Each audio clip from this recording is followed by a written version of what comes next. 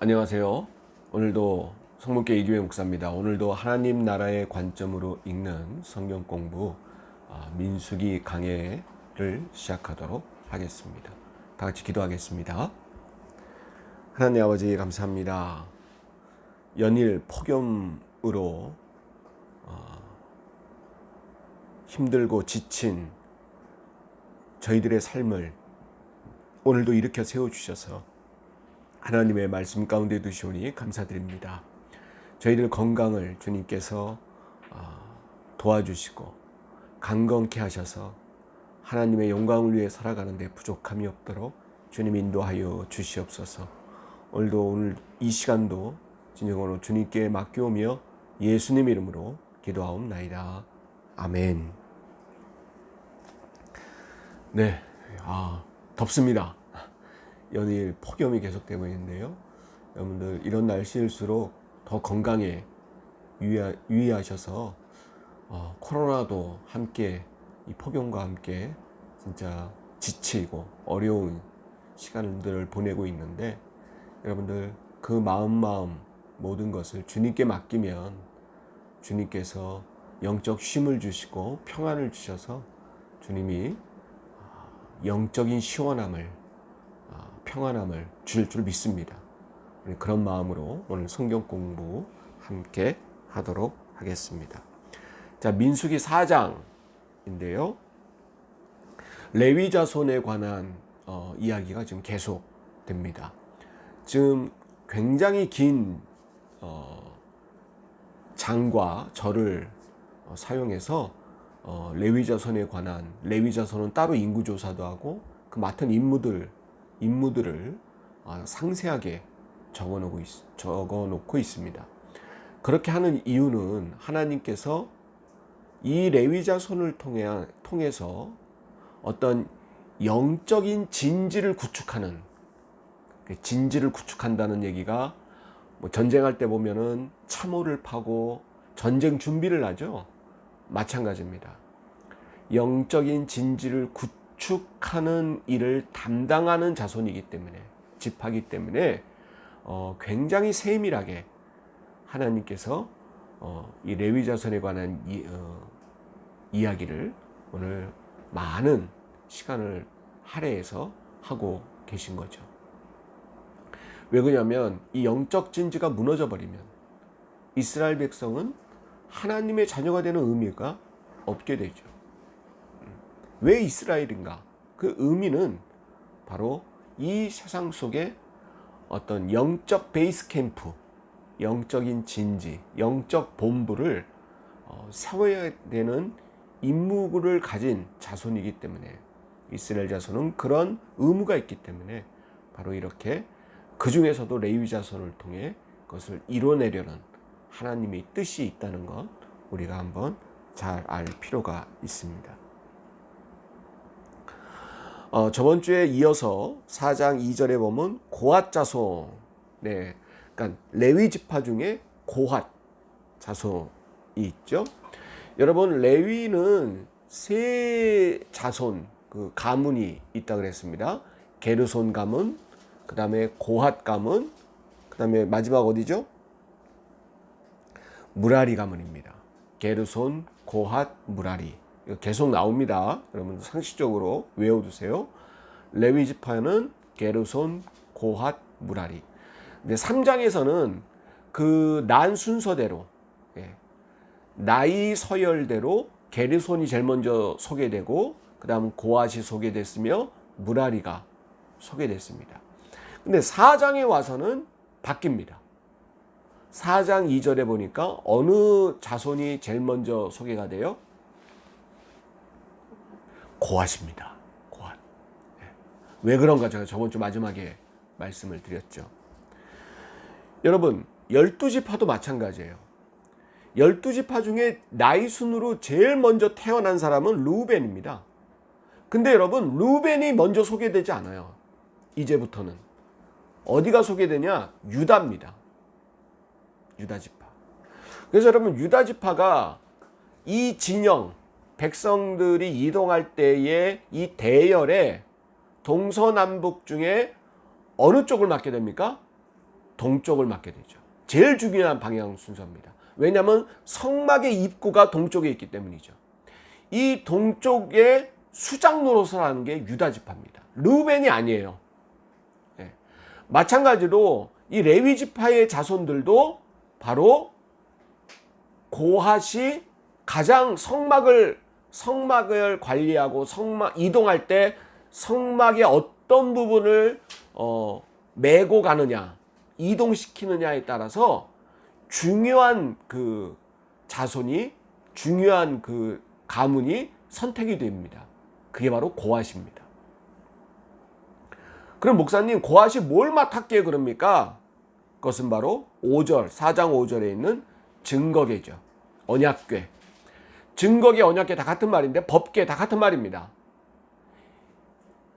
거기에는 여러분 십계명 돌판이 들어가 있죠. 바로 하나님의 임재를 상징합니다.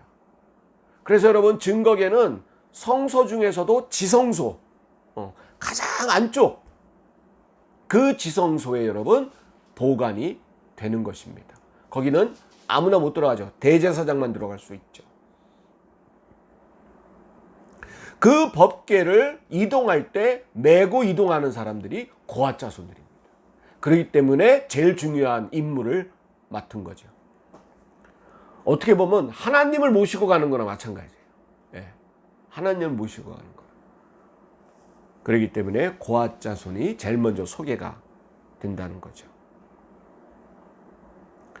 그리고 4장 3절에 보니까 또 따로 숫자를 세는데, 처음에는 난지 한 달 만에 한 달 된 남자와 50세까지의 전체 숫자를 셌는데, 이제 4장에 와서는 그 일들을 실제 행할 사람들을 숫자를 세야 되기 때문에 30세 이상입니다. 여기서는 4장 3절에 30세 이상 50세까지 30살쯤 돼야 성막의 물건들을 만질 자격이 생기는 거예요. 그 전에 젊은 사람도 20대 젊고 얼마나 좋습니까? 안 돼. 숙달이 안 돼 있다는 거예요. 왜냐하면 성막은 힘으로 관리하는 게 아니고 하나님의 뜻대로 관리해야 돼요. 그렇기 때문에 오랜 동안 실수를 하지 않을 나이를 30세로 본 것입니다. 자, 하여튼 고핫 자손은 증거궤를 관리하게 되고, 증거궤뿐만 아니고 성소 안에 있는 물건들, 기구들을 다 관리합니다. 12절 보니까 성소에서 봉사하는 데 쓰는 모든 기구들, 이것들을 관리하죠. 그 안에는 뭐가 있을까요? 등잔대도 있죠. 그 다음에 전설병, 12개 떡을 놓는 전설병 상도 있고요. 그릇도 있고, 또 뭐도 있습니까?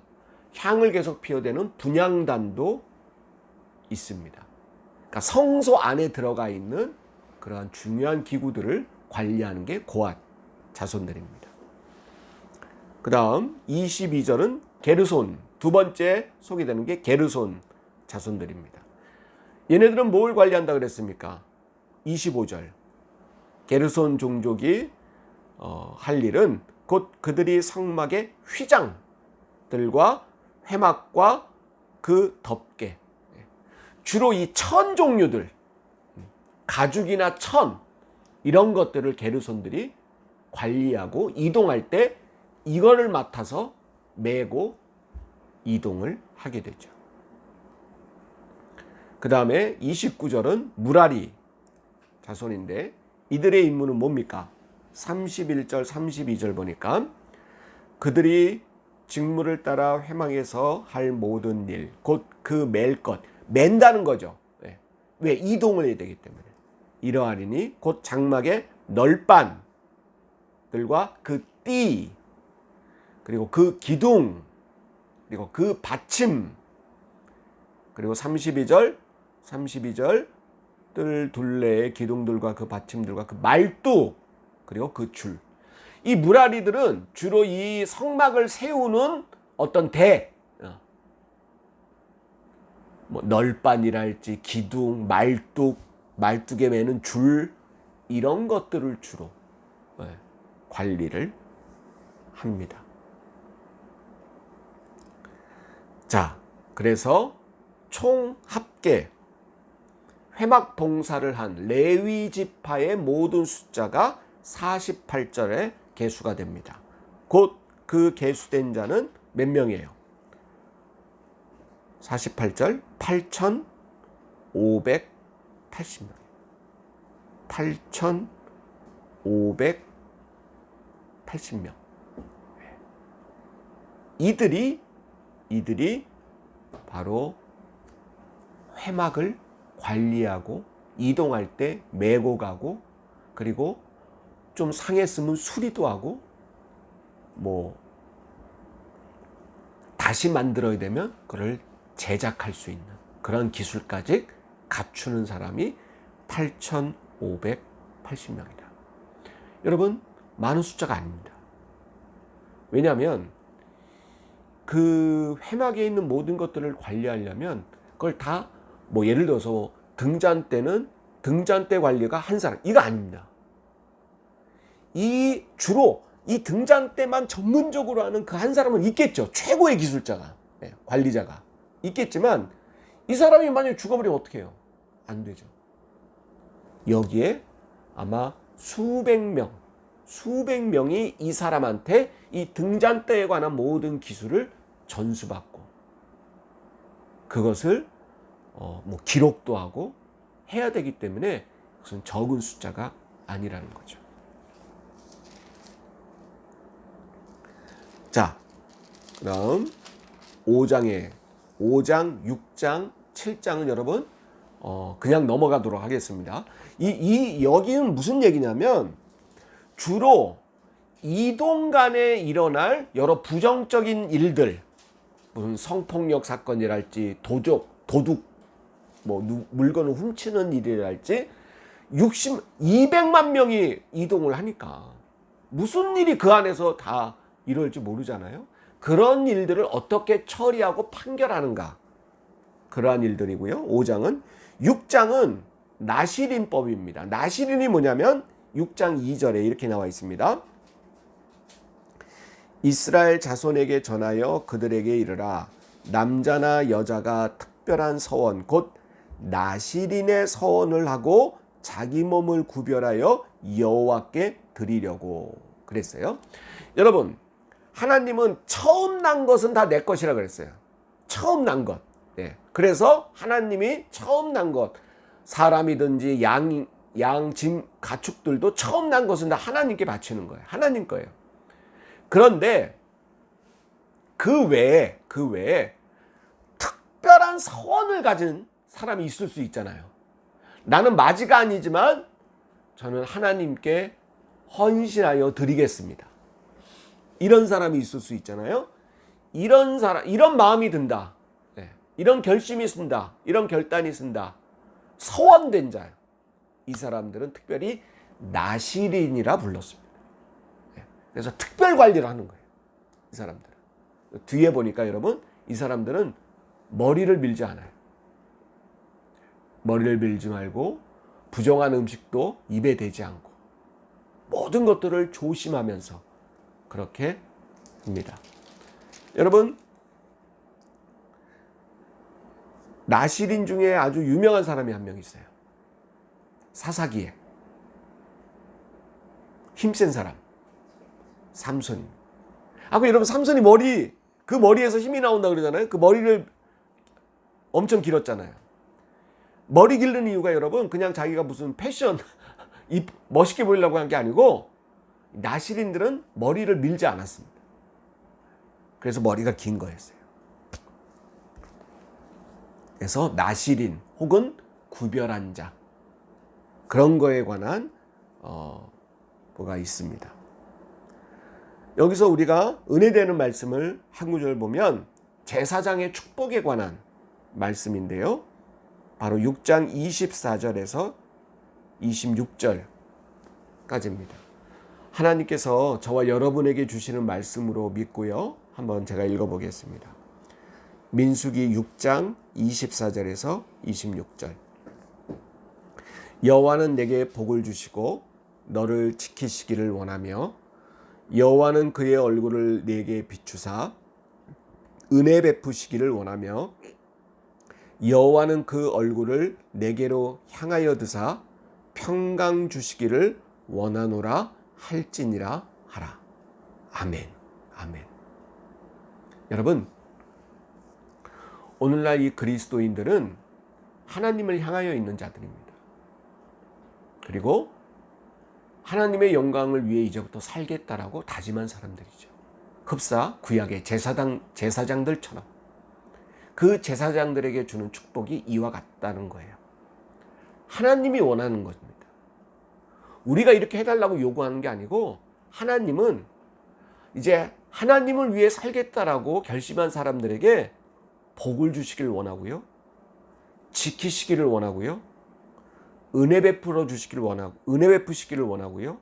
그리고 평강 주시기를 원하신다는 겁니다. 그런데 우리가 결단을 못할 뿐이죠. 다짐을 못할 뿐이죠. 여전히 하나님의 영광을 위해 살지 않고 그런 결심은 뒤로 하고 내 유익을 위해 내 유익만을 추구하며 살겠다라고 여전히 심정적으로는 그렇게 결심하고 살기 때문에 이런 놀라운 축복, 하나님이 원한다는 건데 우리가 받지 못하고 살아가고 있습니다.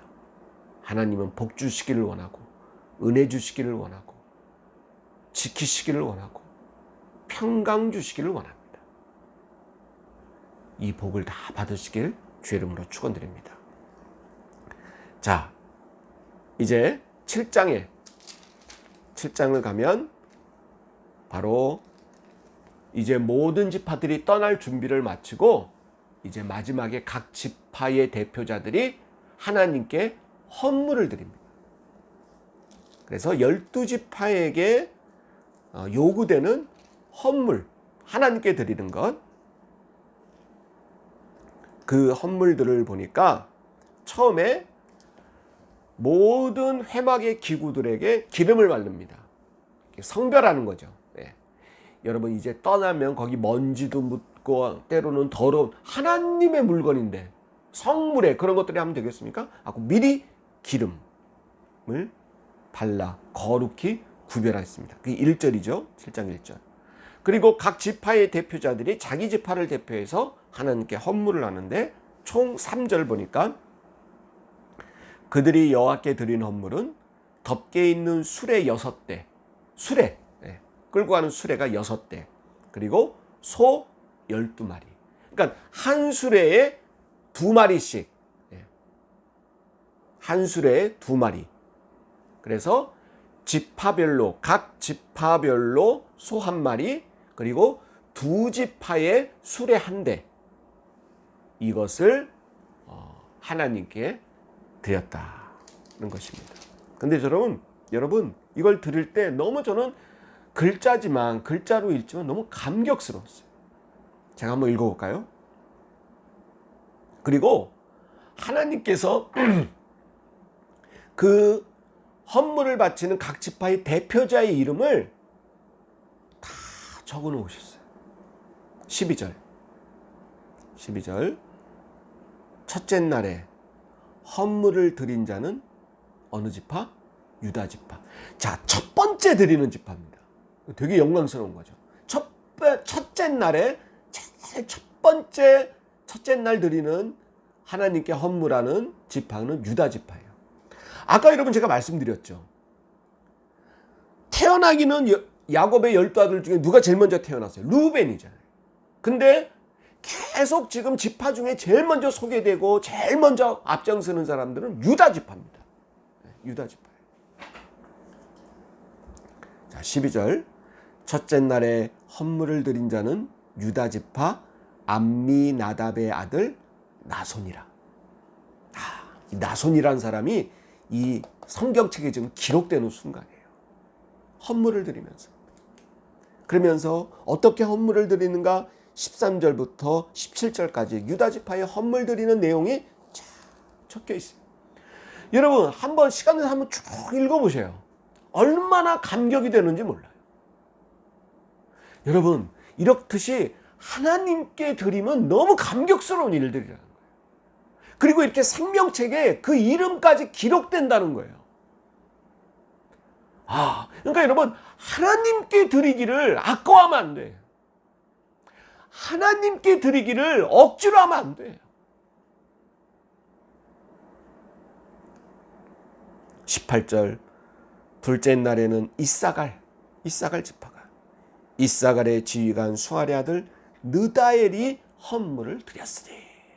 24절, 셋째 날에는 스불론 자손의 지휘관 헬론의 아들 엘리압이 헌물을 드렸으니.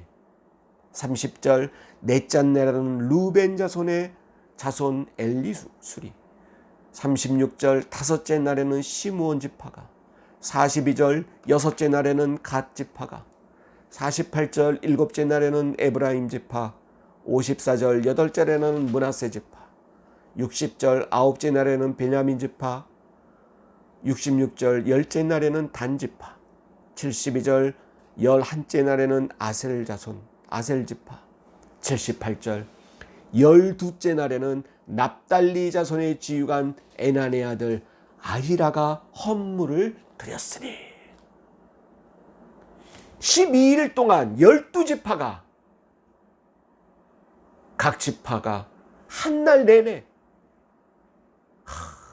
헌물을 차례대로 소를 바치고 고운 애박가루들을 바치고 우리 지파를 지켜주신 하나님께 감사하면서, 이 감격스러운 장면들이 여러분 계속 반복되는 얘기예요. 헌물 내용도 별 다름이 없어. 근데 여러분, 성경은 이거를 12번에 거쳐서 자세히 설명을 합니다.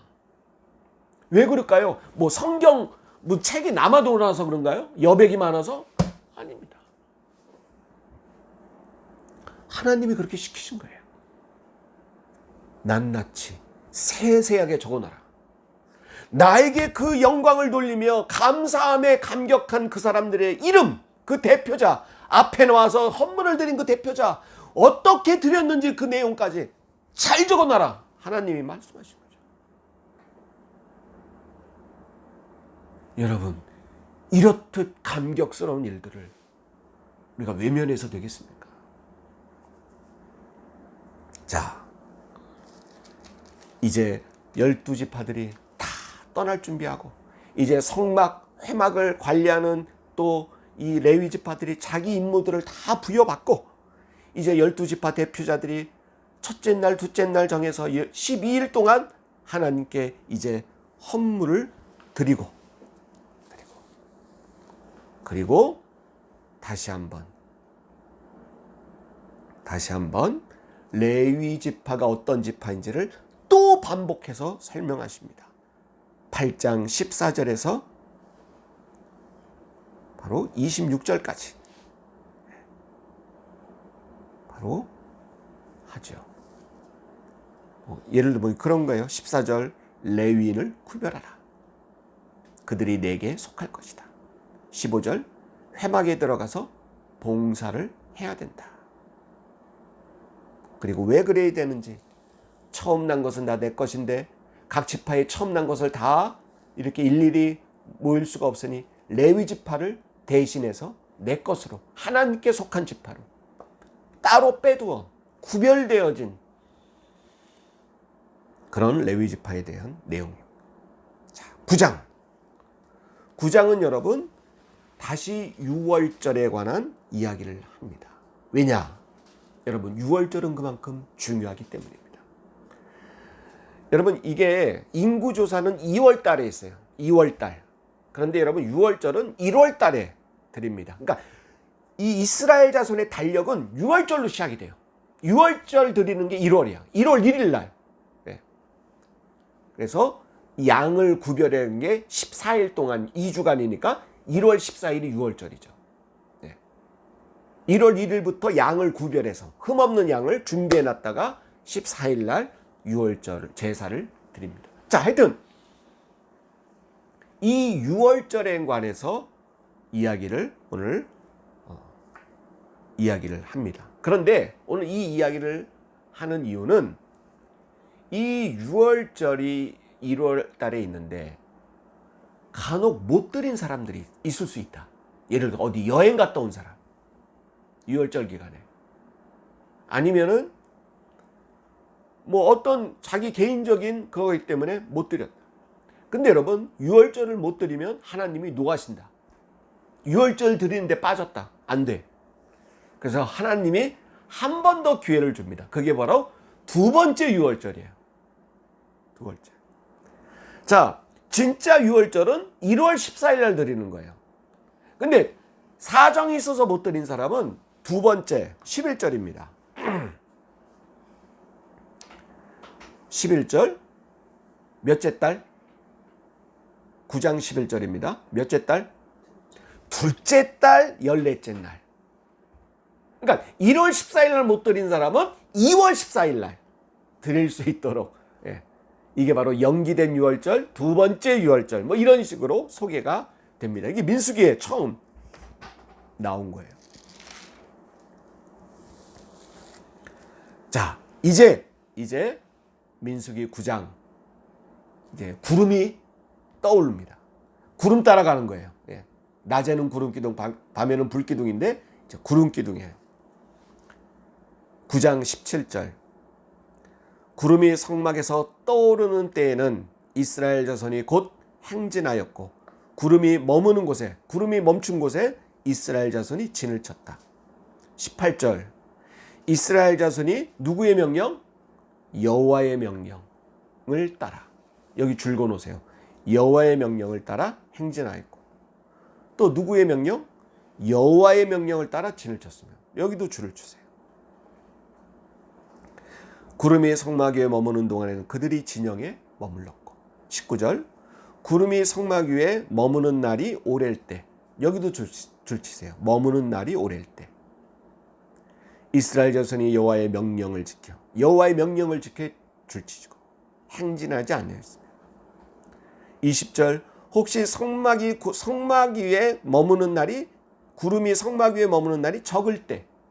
여기도 줄 치시고, 그들이 다만 여호와의 명령을 따라 줄치고 진영에 머물렀고 여호와의 명령을 따라 행진하였다. 여기도 줄치세요. 여호와의 명령을 따라. 여러분, 지금 또 23절. 곧 그들이 여호와의 명령을 따라 진을 치며 여호와의 명령을 따라 행진하고 모세를 통하여 이르신 여호와의 명령을 따라 여호와의 지킴을 가졌다. 여기도 줄치세요. 여호와의 명령을 따라. 여러분, 지금 몇 번이 반복되는 거예요? 한 번, 두 번, 세 번, 네 번, 다섯 번, 여섯 번, 일곱 번, 여덟 번씩이나 지금 반복됩니다. 여호와의 명령을 따라. 저 여러분, 이제 마칠 텐데요.